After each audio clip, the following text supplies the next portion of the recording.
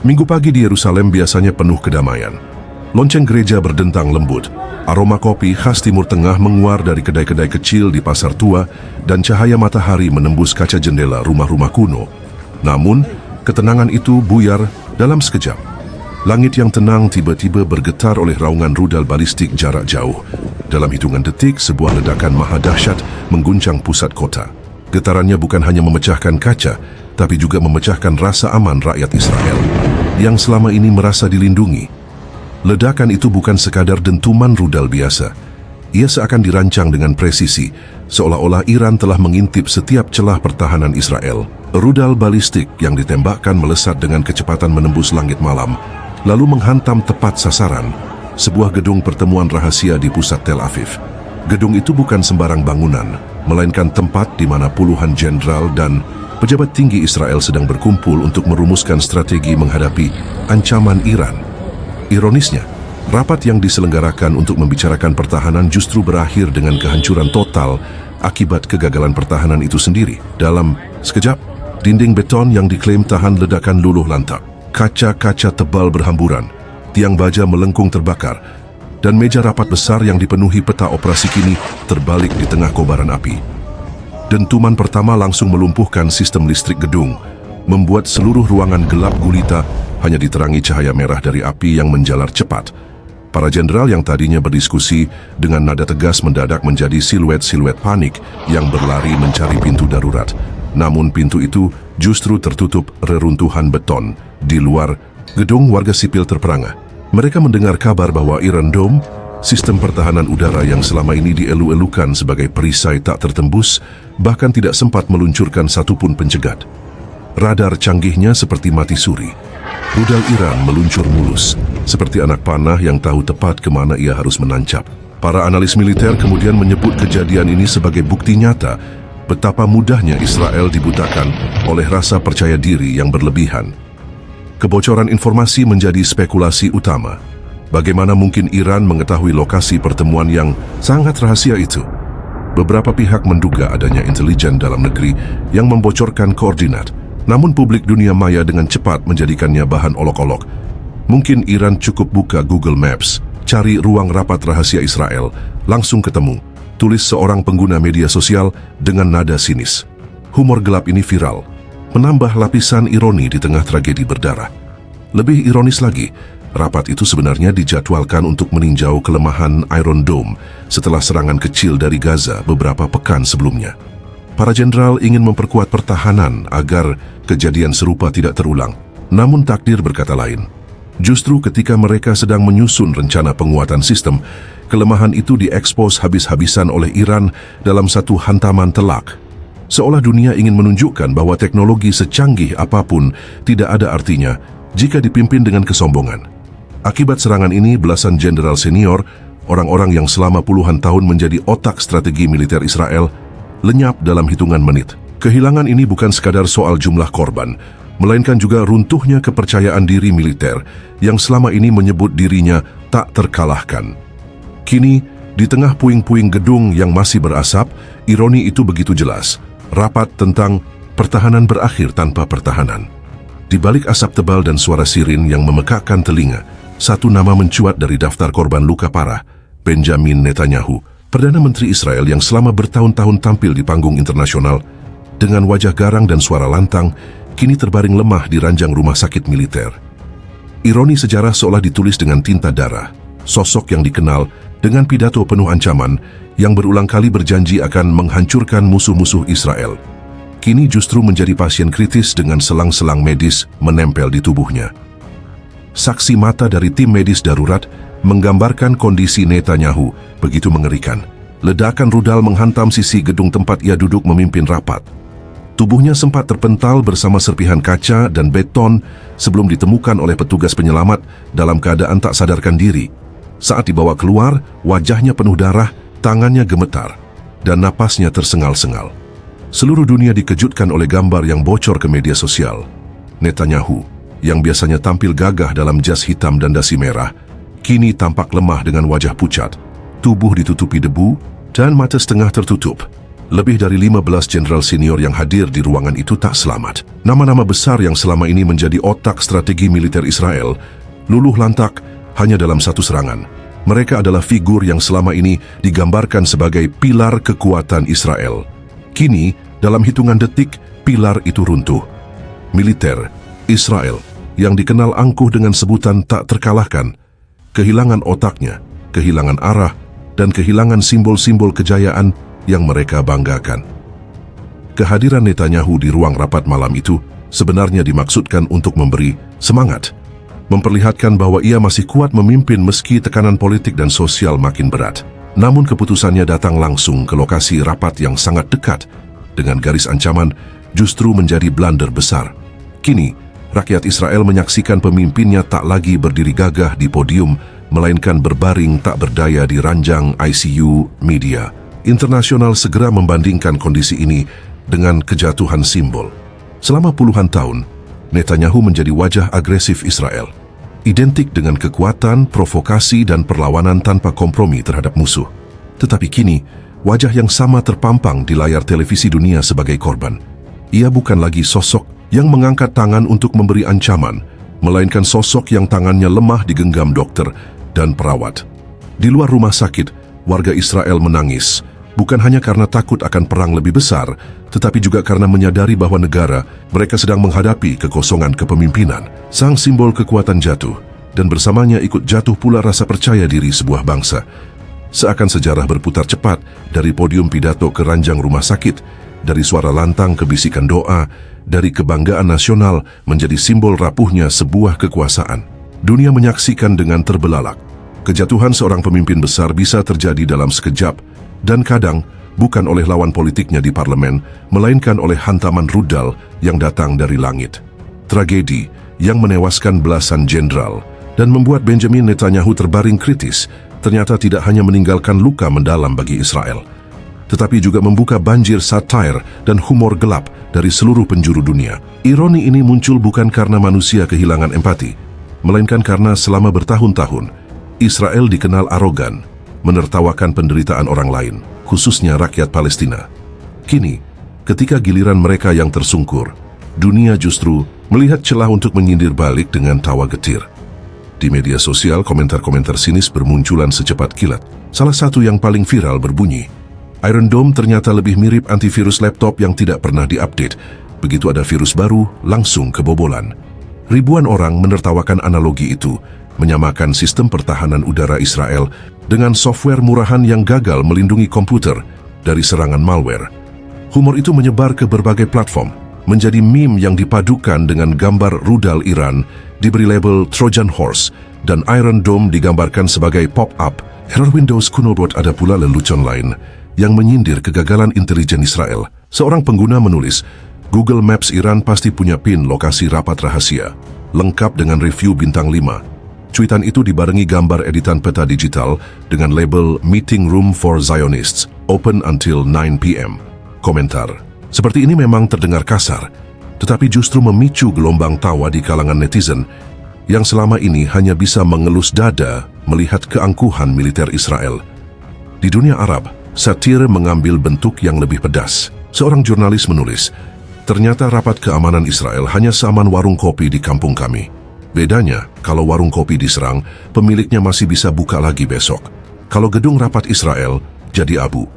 Pernyataan ini menuai tepuk tangan virtual karena mengandung humor, sekaligus ejekan mendalam terhadap klaim Israel sebagai negara dengan pertahanan terkuat di Timur Tengah. Bahkan di Barat, di mana media mainstream biasanya condong membela Israel, satire tidak bisa terbendung.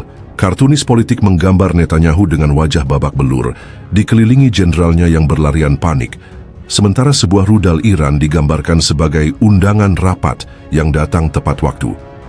Lukisan satir itu dimuat di koran alternatif, menegaskan bahwa bahkan di Eropa dan Amerika, banyak yang mulai mempertanyakan mitos superioritas Israel.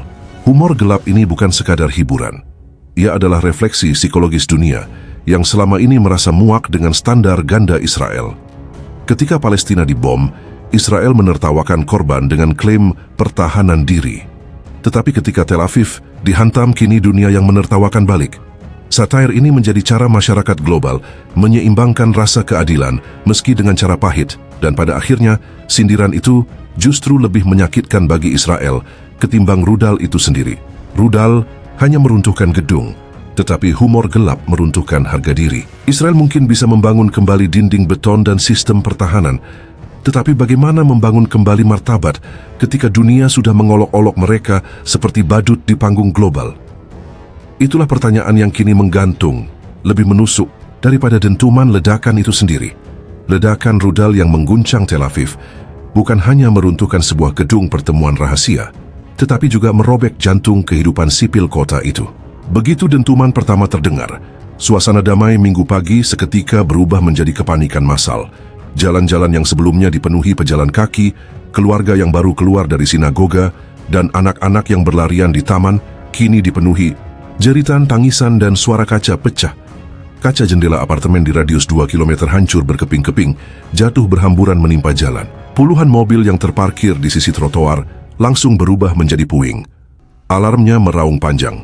Lampu hazard berkedip tak terkendali, sementara api kecil mulai menjilat dari mesin yang terbakar. Warga yang sedang menikmati sarapan mendadak berhamburan keluar rumah, sebagian tanpa alas kaki, hanya untuk menyelamatkan diri dari serpihan yang berterbangan. Di pasar lokal, pedagang meninggalkan dagangan mereka. Keranjang buah berguling ke jalan, apel dan jeruk bergelinding bercampur dengan pecahan kaca.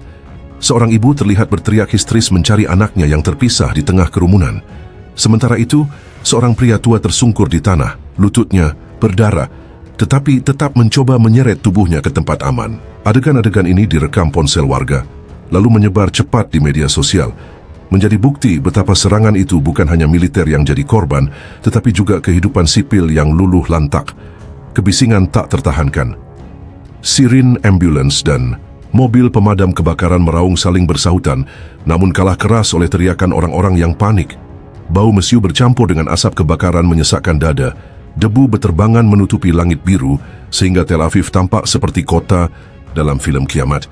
Dalam hitungan menit, suasana kota modern berubah menjadi gambaran neraka yang nyata. Anak-anak bersembunyi di bawah meja, memeluk erat boneka mereka, sementara orang dewasa menutup telinga, berharap ledakan berikutnya tidak menghantam lebih dekat. Beberapa sekolah yang sedang menggelar kelas minggu darurat dievakuasi dengan terburu-buru. Anak-anak digiring keluar sambil menutupi kepala mereka dengan tas. Tangisan mereka memotong udara, menambah kesan tragis suasana. Bagi banyak warga, serangan ini adalah pengalaman pertama merasakan ketakutan yang selama ini hanya mereka lihat di layar televisi ketika Israel menggempur Gaza. Kini, rasa panik, kehilangan dan keputusasaan itu menghantam balik ke rumah mereka sendiri. Ada warga yang berkata lirih kepada jurnalis, "Jadi begini rasanya jadi korban rudal. Saya tidak pernah membayangkan akan terjadi di Tel Aviv." Kalimat sederhana itu viral karena mengandung makna bahwa penderitaan yang biasa dianggap jauh kini terasa begitu dekat. Kekacauan sipil ini juga membuat aparat kewalahan. Polisi berlari tanpa arah, tentara yang selamat sibuk mengamankan area, sementara tenaga medis mencoba menenangkan kerumunan. Namun usaha mereka sering berakhir sia-sia. Panik sudah menguasai warga. Setiap suara keras, bahkan pintu besi yang jatuh membuat orang-orang menjerit ketakutan, berlari seakan ada rudal baru yang datang. Pagi itu Tel Aviv tidak lagi tampak sebagai kota yang sibuk dan modern. Ia berubah menjadi lautan manusia yang terluka. Kota yang ditelan debu, api, dan rasa takut. Suasana yang biasanya identik dengan musik jalanan dan kafe terbuka kini berganti dengan ratapan doa, jeritan sakit, dan siraman air pemadam kebakaran. Dunia menyaksikan. Israel merasakan apa yang selama ini mereka timpakan ke orang lain. Getaran ledakan yang mengguncang Tel Aviv ternyata tidak berhenti di batas kota. Gema dentuman itu menjalar jauh melampaui perbatasan Israel, mengguncang pasar, finansial global, memicu kegelisahan diplomatik, dan membuka babak baru dalam peta geopolitik dunia. Dalam hitungan jam, bukan hanya kaca jendela yang pecah, tetapi juga stabilitas regional dan kepercayaan internasional terhadap superioritas Israel. Bursa saham Tel Aviv anjlok tajam, nilai indeks utama turun hingga belasan persen hanya dalam satu hari. Investor asing panik menarik modal mereka, takut perang besar akan melumpuhkan ekonomi Israel untuk waktu yang lama.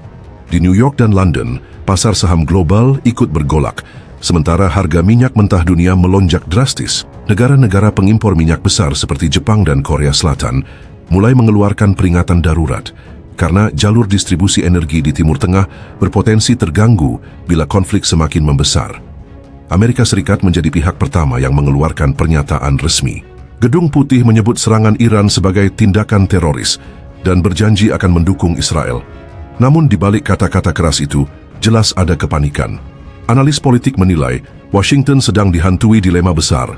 Mendukung Israel berarti bisa menyeret mereka lebih dalam ke perang besar. Tetapi tidak mendukung berarti memperlihatkan kelemahan di mata sekutu. Di Eropa, reaksi jauh lebih beragam.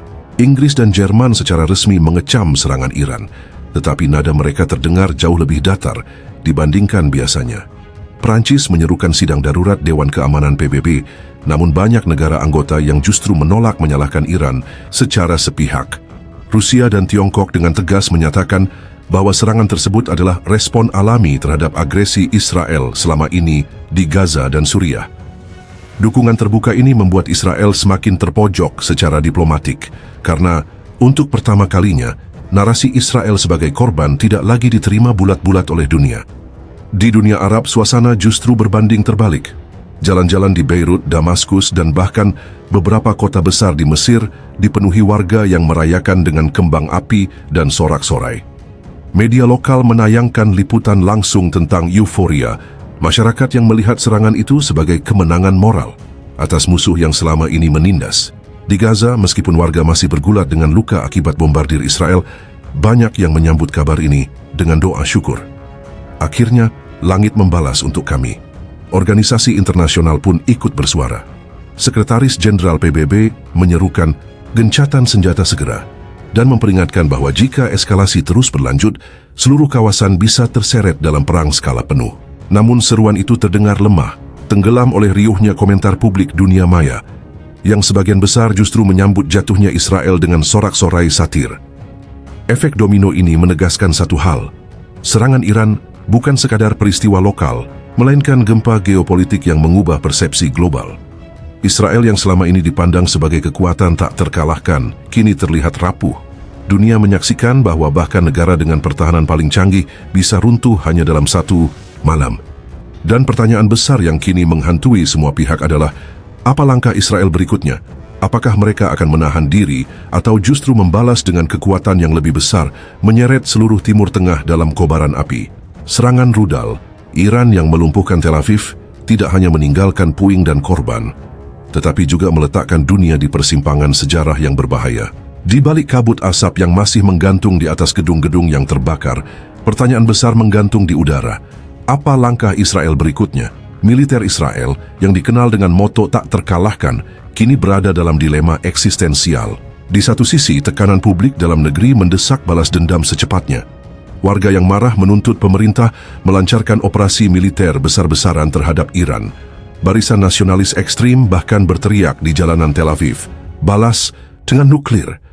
Namun di sisi lain, kondisi Netanyahu yang kritis dan tewasnya 15 jenderal senior membuat mesin komando Israel lumpuh. Siapa yang akan memimpin balasan? Siapa yang akan mengambil keputusan paling berbahaya dalam sejarah negara itu? Amerika Serikat, sekutu utama Israel, sudah berada di persimpangan dilema. Jika mereka mendorong Israel untuk membalas dengan serangan penuh, risiko perang dunia bisa terbuka. Iran bukan Gaza. Iran punya sekutu kuat, Rusia, Tiongkok, bahkan dukungan moral dari sebagian besar negara Arab. Serangan balasan bisa memicu reaksi berantai, menyalakan api besar yang akan membakar seluruh Timur Tengah. Tetapi jika Asad Khalas menyarankan Israel menahan diri, mereka akan dianggap lemah, meninggalkan sekutunya dalam keadaan paling rapuh. Sementara itu, Iran tampak tenang.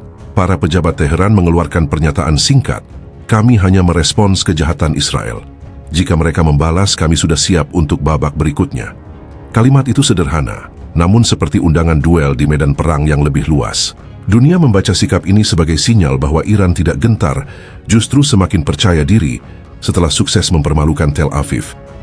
PBB bergegas menggelar sidang darurat, tetapi semua orang tahu resolusi apapun kemungkinan besar akan terjebak dalam veto negara-negara besar. Di lapangan, kapal perang Amerika sudah bergerak ke Mediterania Timur, sementara pasukan Hizbullah di Lebanon dilaporkan mulai siaga. Atmosfer kawasan ini mendidih, seperti bara api yang menunggu tiupan angin terakhir untuk meledak menjadi perang besar. Dan di tengah segala kebingungan itu, rakyat biasa, baik di Israel maupun di negara-negara sekitarnya, hidup dalam ketakutan. Warga Israel mendesah cemas di bunker-bunker bawah tanah, sementara keluarga Palestina di Gaza menatap langit dengan harap-harap cemas, khawatir mereka yang justru akan kembali menjadi korban pembalasan buta. Sejarah mengajarkan bahwa setiap dentuman besar seringkali hanya awal dari rentetan tragedi berikutnya. Kini dunia menahan napas.